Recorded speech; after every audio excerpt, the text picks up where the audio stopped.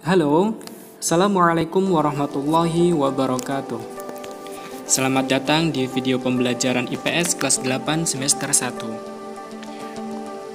Pada kesempatan kali ini, kita akan membahas mengenal negara-negara ASEAN. Sebelumnya, mari kita buka dengan berdoa dan lafaz basmalah agar Allah Subhanahu wa taala memudahkan kita untuk memahami dan bisa diaplikasikan dalam kehidupan kita sehari-hari. Sudah? Mari kita mulai ya. Check it out. Sebelumnya, apakah kalian pernah mendengar istilah ASEAN? Apa sih yang terbayang dalam benak kalian ketika membahas tentang ASEAN? Tentang negara kah? Tempat wisata kah? Atau bahkan dari kalian ada yang sudah pernah pergi ke salah satu negara di ASEAN, tapi kalian belum menyadarinya. Yuk kita bahas. Pada kesempatan kali ini kita akan membahas mengenai pengertian latar belakang dibentuknya ASEAN, negara pemrakarsa ASEAN, dan lambang ASEAN.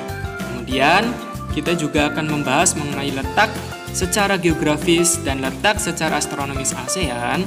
Kemudian kita juga membahas mengenai profil 10 negara yang tergabung dalam keanggotaan ASEAN. Yuk lanjut. ASEAN merupakan singkatan dari Association of Southeast Asian Nations.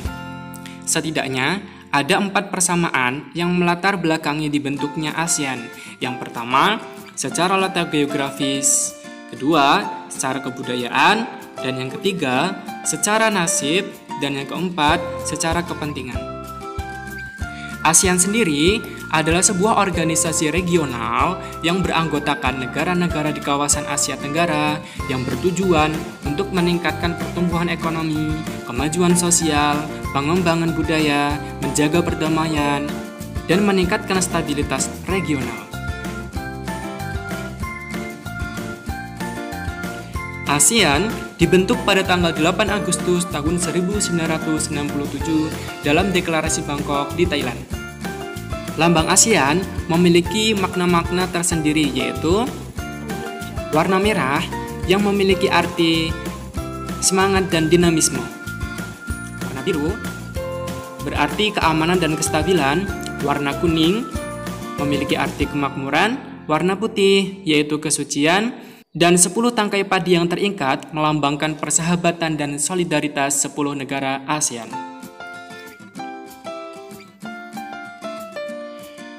Ada 5 pemrakarsa berdirinya anggota ASEAN. Yang pertama, dari Filipina, yaitu Narciso Ramos. Kemudian dari Singapura, ada S. Rajaratnam. Kemudian dari Indonesia, ada Malik. Kemudian dari Malaysia, Datun Abdul Razak, dan dari Thailand ada Thanat Khoman. Letak geografis negara ASEAN. Kalian tahu apa sih letak geografis itu? Ya, letak geografis adalah letak suatu daerah dilihat dari kenyataannya di permukaan bumi. Coba kalian perhatikan arah mata angin yang ada di pojok kanan atas.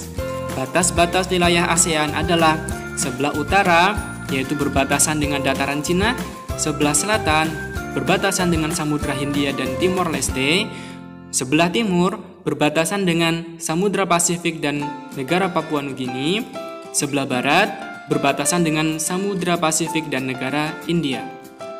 Letak astronomis disebut juga letak koordinat atau titik yang berpedoman pada garis latitude dan longitude suatu daerah pada peta.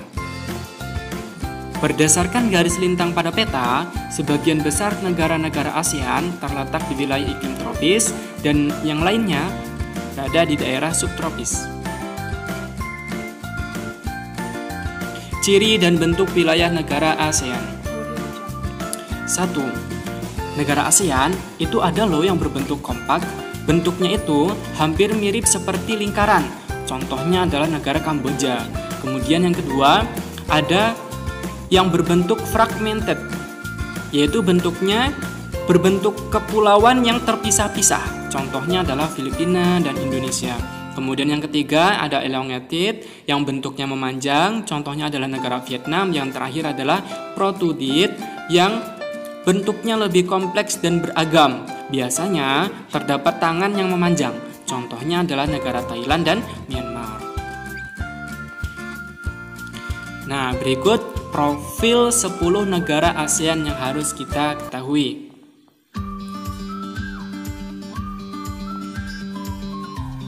Yang pertama adalah Indonesia. Indonesia adalah salah satu negara pemrakarsa berdirinya ASEAN. Indonesia adalah negara yang memiliki daratan terluas dengan penduduk terbanyak di negara ASEAN. Indonesia juga sering disebut sebagai negara archipelago, sama dengan Filipina karena terdiri dari gugusan pulau besar dan kecil. Ibu kota Indonesia berada di Jakarta. Kemudian pemerintahannya adalah republik, kepala negaranya presiden, bahasanya adalah Indonesia dan mata uangnya rupiah.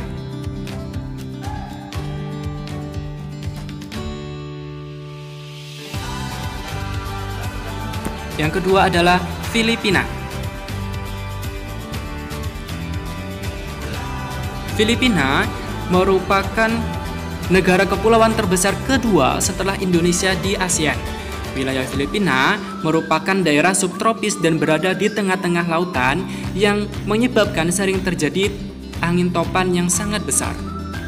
Ibu kota Filipina adalah Manila, pemerintahannya republik, kepala negaranya presiden, bahasanya Tagalog, dan mata uangnya adalah peso. Yang ketiga adalah Brunei Darussalam.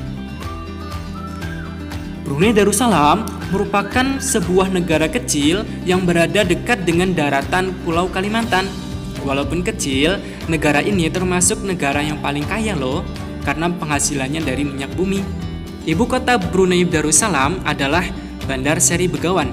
Pemerintahannya Kesultanan, kepala negaranya Sultan, bahasanya Melayu dan Inggris, mata uangnya dolar Brunei.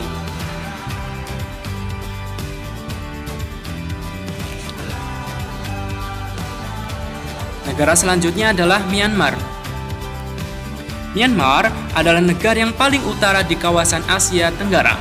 Ibu kota Myanmar adalah Naypyidaw.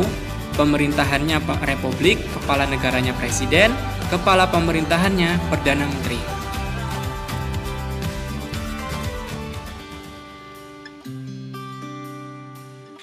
Negara selanjutnya yaitu Malaysia. Kalian pasti sudah tidak asing dengan negara satu ini kan? Negara tetangga yang banyak memiliki kemiripan budaya dan bahasa. Negara ini juga merupakan negara pelopor berdirinya ASEAN. Mungkin dari kalian ada yang pernah pergi ke negara Upin dan Ipin ini?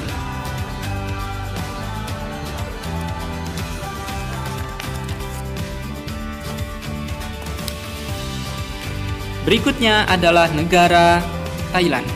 Selama ratusan tahun, orang-orang menyebutnya negeri Siam. Dalam bahasa Thailand, negeri Siam disebut Muang Thai, yang berarti tanah kebebasan atau negeri orang merdeka. Julukan ini diberikan karena Thailand merupakan satu-satunya negara di Asia Tenggara yang tidak pernah dijajah. Ibu kota Thailand adalah Bangkok, pemerintahannya kerajaan konstitusional, kepala negaranya adalah raja, bahasa resminya adalah bahasa Thai dan bahasa Inggris, kemudian mata uangnya adalah baht. Negara selanjutnya adalah negara kecil yang terletak berada di sebelah selatan Malaysia. Ada yang tahu? Negara Singapura. Benar sekali. Negara ini memiliki penduduk yang sangat sedikit dengan income negara yang sangat tinggi. Oleh karena itu, negara ini dijuluki sebagai negara terkaya yang ada di Asia Tenggara loh. Dan juga merupakan satu-satunya negara maju yang berada di kawasan Asia Tenggara. Ibu kotanya adalah Singapura, pemerintahannya republik, kepala negaranya presiden, dan kepala pemerintahannya perdana menteri. Negara berikutnya adalah negara Laos. Pernah mendengar kata The Landlocked Country? Itulah julukan bagi Laos, negara yang seluruh wilayahnya adalah daratan. Dengan kata lain, Negara ini tidak memiliki lautan dan terhimpit oleh negara di sebelahnya. Ibu kotanya adalah Vientiane, pemerintahannya Republik Sosialis, kepala negaranya presiden, bahasanya Lao, Inggris, dan Perancis, mata uangnya adalah Kip. Negara ke-9 adalah negara Vietnam. Negara ini merupakan negara bekas jajahan Perancis loh. Setelah merdeka, Vietnam terpecah menjadi dua, yaitu Vietnam Utara dengan ibu kota Hanoi dan Vietnam Selatan dengan ibu kota Ho Chi Minh. Akan tetapi, saat ini Vietnam telah menjadi satu negara, yaitu Republik Sosialis Vietnam. Ibu kotanya adalah Hanoi, pemerintahannya Republik Sosialis, kepala negaranya presiden, bahasanya Vietnam, dan mata uangnya adalah dong.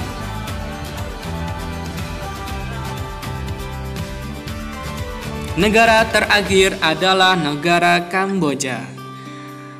Kamboja terletak di bagian barat semenanjung Indochina.